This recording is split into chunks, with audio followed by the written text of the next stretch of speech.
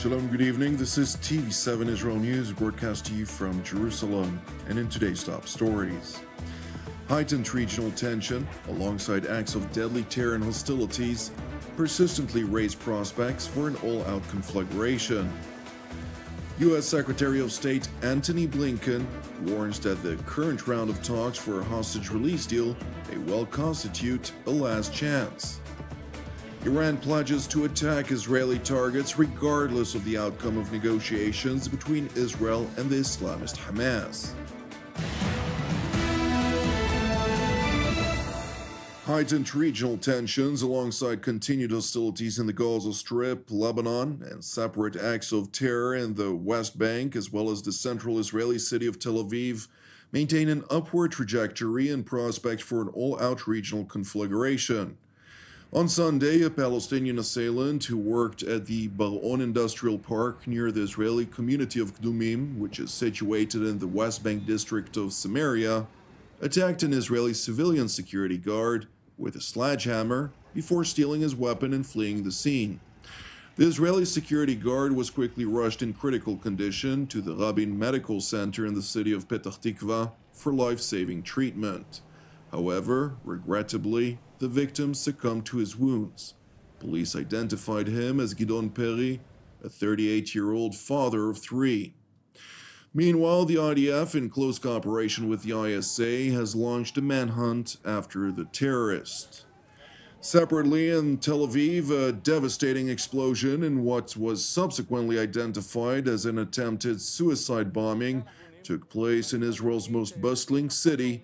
In what police and ISA sources told TV7, the outcome may well have constituted a miracle. היום בסביבות שעה 8 בערב, 8 אולי ודקה, התחילו לקבל עשרות שיחות טלפון בקו 100 למוקד המשטרתי פה בתל אביב, שהם שמעו פה פיצוץ עז ונראים חלקי גופה שמפוזרים באיזשהו מקום פה ברחוב הזה של, נדמה לי שזה רחוב הלח"י. כוחות שהגיעו למקום הבחינו באמת בגופה מרוטשת עם סימנים של פיצוץ שהיו על הקיר, שממש פה ליד בית עסק שנקרא טמבור. לאחר שכמובן סרקנו את האזור והובררו כל מיני משתנים, יש לנו קושי בלזהות את האדם שגופתו מרוטשת. אנחנו יודעים שהגופה המרוטשת היא לא של אזרח תמים שעבר, אלא זה שנשא עליו את המטען. The Islamist Hamas subsequently claimed responsibility for the attempted suicide bombing in Tel Aviv, further declaring that the internationally designated terror group aims to intensify similar attacks against Israeli civilians so long as the war in the Gaza Strip persists. Meanwhile, on Israel's northern front, the Iranian proxy Hezbollah launched dozens of projectiles over the course of the weekend, killing at least one Israeli officer and wounding at least 3 others. In contrast, the Israeli Air Force has struck dozens of terror targets throughout southern Lebanon, effectively destroying dozens of the Iranian terror group's military installations, while eliminating at least 4 operatives. And while prospects of broader escalation versus Hezbollah and its masters in Iran maintains an upward trajectory, Israeli Defense Minister Yoav Gallant has emphasized that Israel's defense establishment is ready to face any threat. אנחנו בימים של הזדמנויות ושל סיכונים. על הצד של ההזדמנויות, גם לכם יש חלק, כי ההזדמנויות הן גם מבצעיות, אבל הן גם הזדמנויות אסטרטגיות. ובצד של הסיכונים, הרוב זה עליכם ועל החברים שלכם, חיל האוויר ובכל צה"ל. והמשמעות היא הגנה, בין אם מהאוויר, בין אם מהקרקע, וכמובן יכולת לתקוף בכל מקום.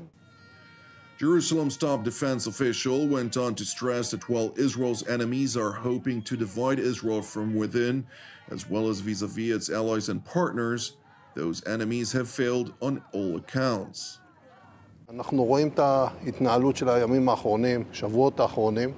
האויבים שלנו חושבים שהם באמצעות הלחץ יפצלו אותנו, קודם כל בינינו ובית מהשותפים שלנו. מה שאנחנו רואים זה התאחדות של צה"ל, של הציבור בישראל, ולא פחות מזה, זה השיתוף פעולה מאוד חזק שיש לנו עם האמריקאים ועם כל בעלות הברית.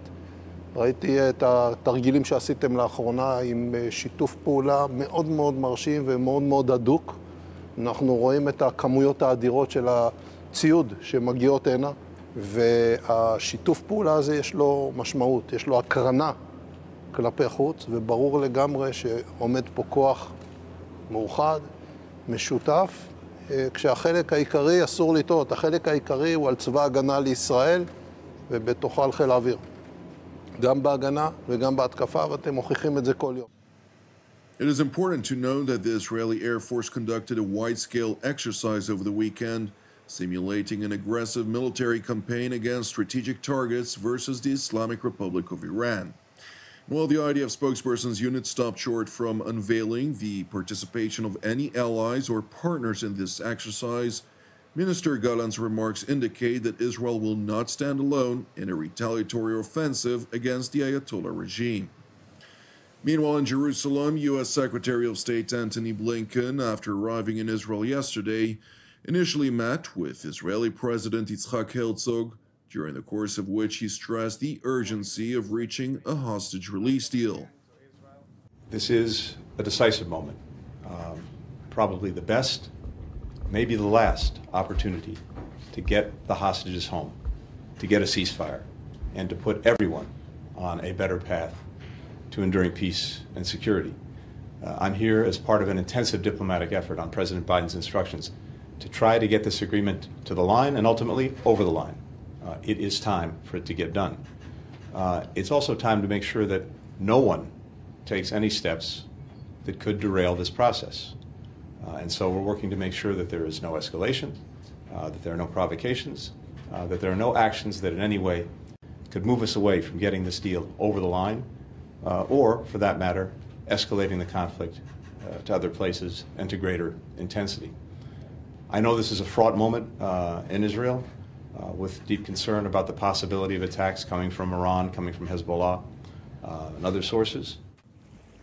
It is important to know that following the negotiations in Qatar, the Islamist Hamas released mixed signals regarding the talks, while stressing that it would not accept the current proposed outline, claiming the arrangement effectively supported Israeli demands to maintain a military presence on the Philadelphia corridor, which it vehemently opposes. Nevertheless, in an effort to appease Qatar, Hamas acknowledged that the talks, brokered by Qatar, Egypt, and the United States, would persist. At the bottom line of it, people have to understand it starts with the refusal of Hamas to move forward. We are simply still very hopeful that we can move forward in the negotiations that are held by the mediators. And I want to thank the United States, Egypt, and Qatar for their efforts on behalf of this noble cause. There is no greater humanitarian objective and there's no greater humanitarian cause than bringing back our hostages home as they should have returned long ago. Following his meeting with President Herzog, Washington's top diplomat held a meeting with Prime Minister Benjamin Netanyahu, which lasted for almost 3 hours. The Prime Minister's office subsequently released a statement in which it stressed that the discussions between Blinken and Netanyahu were positive and held in good spirits. Moreover, the statement underscored that Netanyahu reiterated Israel's commitment to the updated American outline for a hostage release deal, which takes into account Israel's security needs, on which the Prime Minister stands resolute. And while stopping short from elaborating on the matter, the Israeli premier, during his weekly cabinet meeting held yesterday, stated that Israel would not show flexibility on matters related to its national security interests. ישראל ערוכה לכל איום, הן בהגנה והן בהתקפה. אנחנו נחושים להגן על עצמנו, אנחנו גם נחושים לגבות מחיר כבד מאוד מכל אויב שיעז לתקוף אותנו, מכל זירה שהיא. אנחנו במקביל מנהלים משא ומתן לשחרור חטופינו. זו משימה מוסרית ולאומית ראשונה במעלה. אנחנו מנהלים משא ומתן מורכב מאוד, כשבצד השני עומד ארגון טרור רצחני, חסר עכבות וסרבני.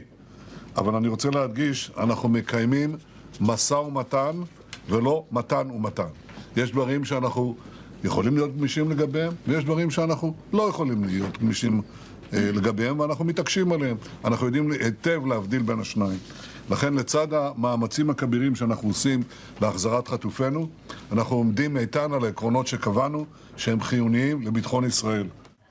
Meanwhile, in Tehran, Iranian Foreign Ministry spokesman Nasser Kanani asserted that the outcome of negotiations between Hamas and Israel would not affect the Islamic Republic's determination to attack the Jewish state.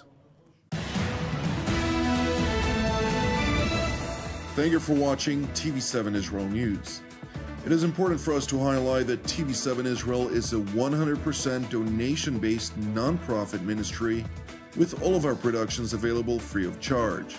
Therefore, if you're blessed by our productions and would like to help support our daily programs such as this one, TV7 Israel News, Jerusalem Studio, Deep Dive, and much more, we would deeply appreciate it if you'd consider making a donation. You can do so via our website at www.tv7israelnews.com. Separately, I would like to thank all of you who support us, either intermittently or monthly. TV7 Israel would not be possible without your help.